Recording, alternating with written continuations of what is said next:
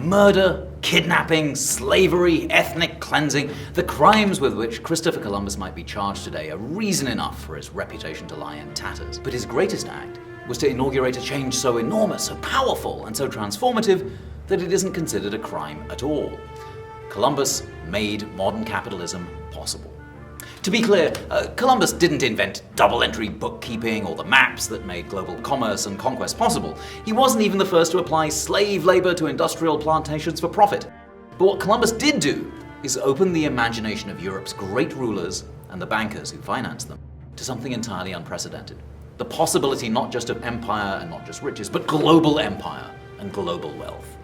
Columbus's disruptive idea involved persuading backers to lend the money so that he could navigate, claim, and exploit new frontiers across the planet. Columbus was also a creative manager, using a range of incentives to motivate his workers. On board the Niña, Pinta, and Santa Maria, he offered a silk doublet and a handsome annuity to the first person to see land.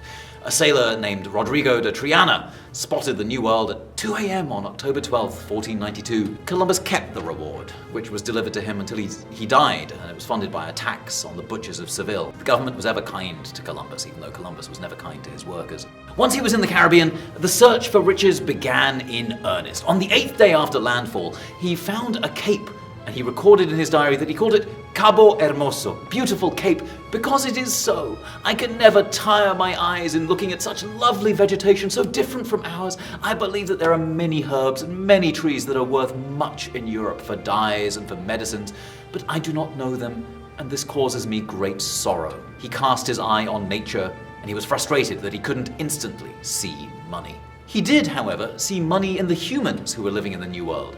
Columbus, having grown up in Genoa, where 5% of the population were slaves, he knew how to appraise the people of what he mistakenly thought was India. Columbus's second voyage was a colonial one, with 17 ships and 1,200 men, returning with gold, new flora and fauna, and indigenous Americans.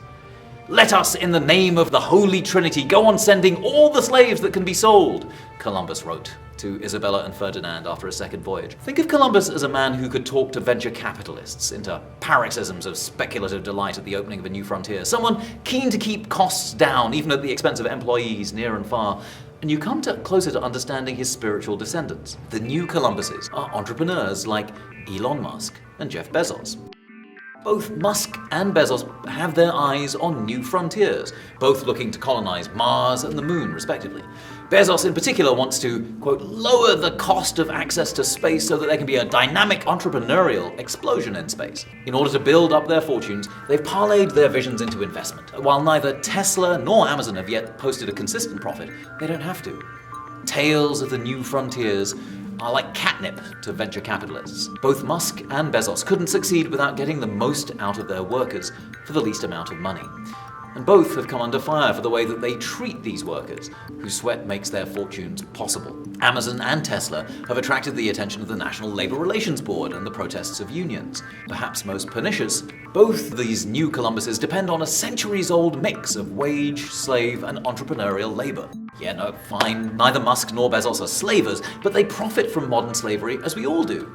The cell phone in your pocket is made possible by the exploitation of workers in, among other places, the Democratic Republic of Congo, who work under fear of death to provide the coltan in modern consumer electronics that make it possible for Alexa to attend our shopping lists while we shower. There are 40 million people, 71% of them women, working in conditions of modern slavery, working in homes, construction sites, fields and mines, whose work still makes the economy turn. The world that Columbus made isn't done yet, and its body count still climbs. Given the bloody history of discovery and colonization of the Americas, we aren't surprised that many cities and states have dispensed with Columbus Day, and now they've renamed it Indigenous Peoples Day. And we approve. But if that feels like too much of a concession, there's always an alternative. You could just call it Capitalism Day.